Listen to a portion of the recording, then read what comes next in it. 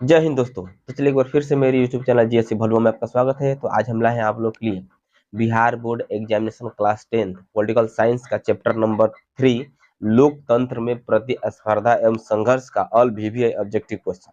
क्योंकि आज का क्लास बहुत ही इंपॉर्टेंट होने वाला है।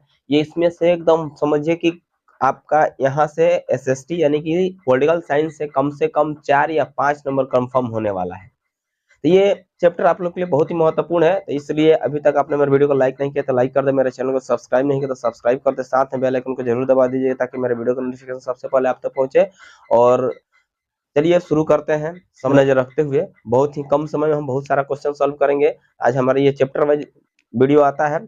तो चलिए आप लोग इसके पीछे वाला वीडियो नहीं देखे हो तो इसका लिंक डिस्क्रिप्शन में दिया गया, वहां से आप लोग देख सकते हैं। तो चलिए शुरू करते हैं फटाफट हम लोग क्वेश्चन नंबर 1।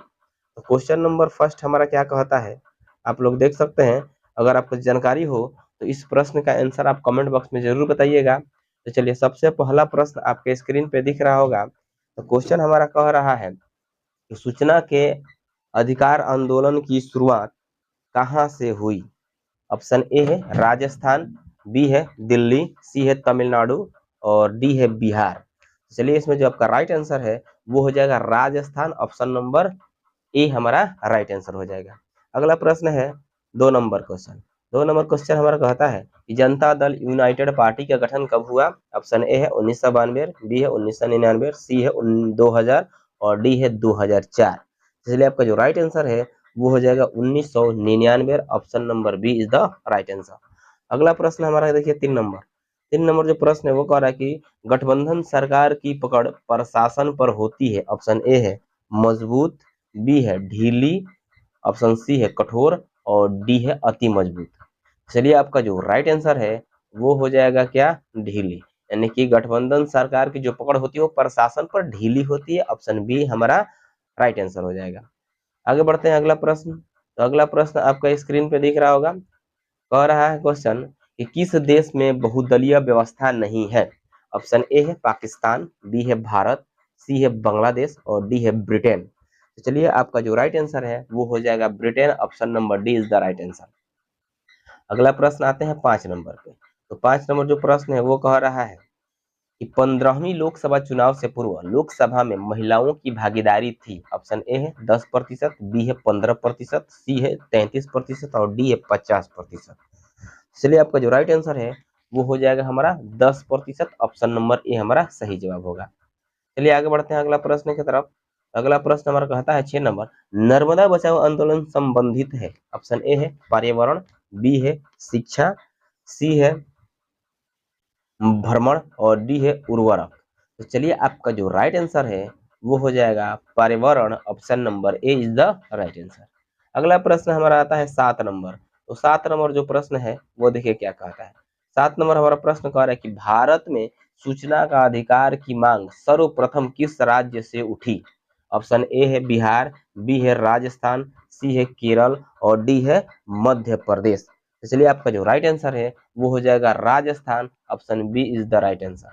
आगे बढ़ते हैं 8 नंबर प्रश्न। 8 नंबर प्रश्न हमारा कहता है कि संपूर्ण भारत में सूचना का अधिकार किस वर्ष लागू किया गया। ऑप्शन ए है 2005, बी है 2006, सी है 2007 और डी है 2010। चलिए आपका जो राइट आंसर है वो हो जाएगा 2005। ऑप्शन नंबर ए हमारा सही हो जाएगा। 9 नंबर प्रश्न कहता है, बहुत इंपॉर्टेंट प्रश्न है, ये बहुत बार एग्जाम में पूछा जा चुका है। कह रहा कि ताड़ी विरोधी आंदोलन किस प्रांत से शुरू किया गया। आइए ऑप्शन देखते हैं। ऑप्शन ए है बिहार, बी है उत्तर प्रदेश और सी है आंध्र प्रदेश और डी है तमिलनाडु। चलिए आपका जो राइट आंसर है वो हो जाएगा आंध्र प्रदेश। ऑप्शन सी हमारा राइट आंसर हो जाएगा। 10 नंबर प्रश्न देखिए क्या कहता है। 10 नंबर प्रश्न कह रहा है कि लोकतंत्र की वापसी के लिए जेल से ही संघर्ष, जन संघर्ष का नेतृत्व प्रदान कर रही नेता ऑंग सान सू ची किस देश की राजनीति महिला है। ऑप्शन ए है म्यांमार, बी है नेपाल, सी है लंका और डी है बोल्विया। तो चलिए आपका जो राइट आंसर है वो हो जाएगा म्यांमार। यानी कि ऑंग सान सू ची कहाँ की रहने वाली है, म्यांमार देश की रहने वाली है। 11 नंबर प्रश्न आपका क्या कहता है। कहता डॉक्टर मनमोहन सिंह की सरकार के गठबंधन का नाम है। ऑप्शन ए है राजग, बी है राजद, सी है संप्रंग और बी है कोई नहीं। चलिए आपका जो राइट आंसर है वो हो जाएगा संप्रग, ऑप्शन सी हमारा राइट आंसर हो जाएगा। 12 नंबर प्रश्न देखिए क्या कहता है। 12 नंबर प्रश्न करके वर्तमान में भारत में राष्ट्रीय दलों की संख्या है। आइए ऑप्शन देखते हैं। ऑप्शन ए है 3, बी है 6, सी है 9 और डी है 12। तो चलिए आपका जो राइट आंसर है वो हो जाएगा हमारा 6, ऑप्शन नंबर बी हमारा सही जवाब हो जाएगा। आगे बढ़ते हैं 13 नंबर प्रश्न की तरफ। 13 नंबर जो प्रश्न है वो क्या कहता है, अरे कि वर्तमान समय में भारत में मान्यता प्राप्त राज्य स्तरीय दलों की संख्या है। ऑप्शन ए है 21, बी है 33, सी है 43 और डी है 51। तो चलिए आपका जो राइट आंसर है वो हो जाएगा 43, ऑप्शन नंबर सी हमारा सही जवाब होगा। 12 number complete, 13 number complete. 14 number प्रश्न, भारतीय जनता पार्टी कब सत्ता में पहली बार आई। ऑप्शन ए है 1970, बी है 1980, सी है 1996 और डी है 2000 ईस्वी में। तो चलिए आपका जो राइट आंसर है वो हो जाएगा 1996, ऑप्शन सी हमारा सही जवाब होगा। अगला प्रश्न है 15 नंबर। तो 15 नंबर जो प्रश्न है वो देखिए क्या कहता है, भारतीय जनता पार्टी का चुनाव चिन्ह क्या है। मुझे उम्मीद है कि इस प्रश्न का आंसर आप लोग कमेंट बॉक्स में जरूर बता सकते हैं। तो चलिए आप लोग कमेंट बॉक्स में इसका आंसर जरूर बताइए। तो चलिए शुरू करते हैं। ऑप्शन ए है साइकिल, बी है हाथी, सी है कमल और डी है पंजा।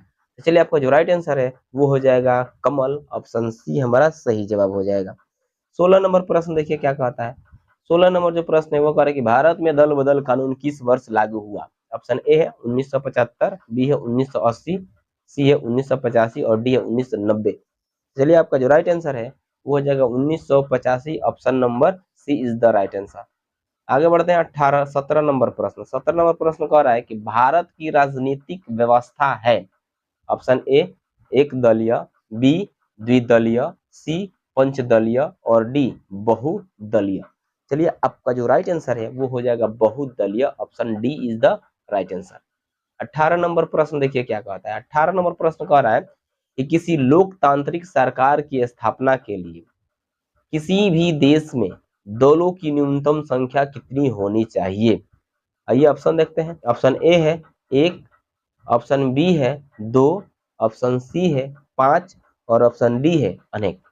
तो चलिए आपका जो राइट आंसर है वो हो जाएगा 2, यानी option B is the right answer. चलिए आगे बढ़ते हैं 19 नंबर प्रश्न। 19 नंबर प्रश्न कहता है कि बांग्लादेश की मुक्ति संग्राम में उसे विश्व के किस देश से सर्वाधिक सहयोग एवं समर्थन मिला। ऑप्शन ए है इंग्लैंड, बी है श्रीलंका, सी है फ्रांस और डी है भारत। तो चलिए आपका जो राइट आंसर है वो हो जाएगा Bharat, option D is the right answer. 20 number प्रश्न देखिए क्या कहता है, यह भी बहुत ही अच्छा प्रश्न है। सूचना का अधिकार संबंधी कानून कब पारित हुआ, यानी कि सूचना का अधिकार संबंधी कानून कब बना। ऑप्शन ए है 2004 ईस्वी में, बी है 2005 ईस्वी में, सी है 2006 ईस्वी में और डी है 2007 ईस्वी में। चलिए आपका जो राइट आंसर है वो हो जाएगा 2005 ईस्वी, option B is the right answer. Next question देखते हैं। नेक्स्ट क्वेश्चन हमारा कहता है कि भारतीय राष्ट्रीय कांग्रेस का गठन हुआ। आइए ऑप्शन देखते हैं। ऑप्शन ए है, यानी 21 नंबर क्वेश्चन है। ऑप्शन ए है 1885 में, बी है 1895 में, सी है 1905 में और डी है 1925 में। तो चलिए आपका जो राइट आंसर है वो हो जाएगा 1885, यानी कि ऑप्शन नंबर ए हमारा सही हो जाएगा। यानी कि भारतीय राष्ट्रीय कांग्रेस का गठन कब हुआ था, 1885 ईस्वी में हुआ था। नेक्स्ट क्वेश्चन कहता है कि भारतीय जनता पार्टी के संस्थापक हैं। ऑप्शन ए है अटल बिहारी वाजपेयी, बी है श्याम प्रसाद मुखर्जी, सी है लाल कृष्ण आडवाणी और डी है मुरली मनोहर जोशी।